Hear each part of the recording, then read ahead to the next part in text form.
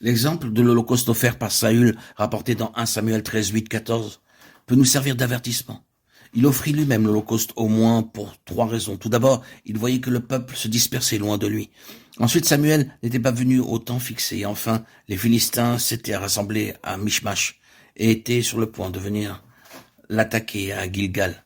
À cause de tout cela, il s'était fait violence pour offrir l'Holocauste. Saül n'avait rien fait de mal car il avait offert un sacrifice au Seigneur. Il pensa dans son cœur, comment pouvoir recevoir l'aide si nécessaire du Seigneur sans prier.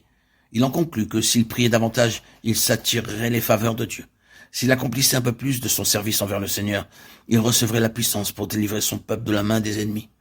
Saül a dû être bien surpris lorsque Samuel lui déclara « Tu as agi en insensé. Tu n'as pas observé le commandement que l'Éternel, ton Dieu, t'avait ordonné. L'Éternel aurait affermi pour toujours ton règne sur Israël, et maintenant ton règne ne durera pas. L'Éternel s'est choisi un homme selon son cœur, et l'Éternel l'a destiné à être le chef de son peuple, parce que tu n'as pas observé ce que l'Éternel t'avait commandé. 1 Samuel 13, 13, 14. Le « je me suis dit » au verset 12 de Saül n'était pas un ordre de Dieu. Par cela même, nous apprenons que Dieu désire que nous le servions selon ses ordres et non pas d'après nos pensées ou nos suppositions. Toute œuvre qui a pour base nos suppositions ou nos plans sera rejetée par le Seigneur, car il cherche un homme selon son cœur. Il apprécie beaucoup plus notre obéissance que ce que nous faisons. Écouter sa parole vaut mieux que la graisse des béliers. 1 Samuel 15, 22. Chaque serviteur de Dieu doit se souvenir de cela.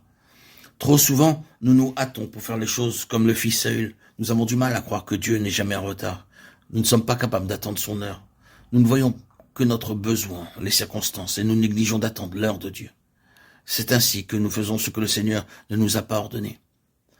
Nous savons que Saül fut rejeté par Dieu, parce qu'il avait été trop zélé, trop impatient d'offrir le sacrifice et trop hâtif dans la prière.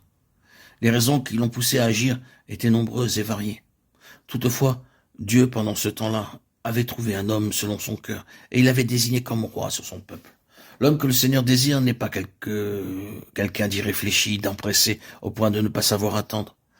Si nous avions dû choisir, nous aurions sans nul doute opté pour quelqu'un de semblable à Saül. N'était-il pas un homme hors de l'ordinaire?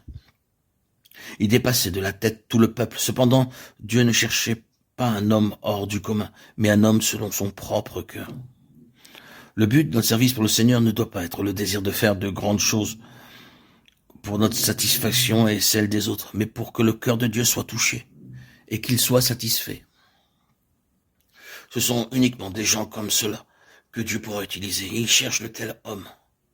Tu as agi en insensé, tu n'as pas observé le commandement que l'Éternel, ton Dieu, t'avait ordonné.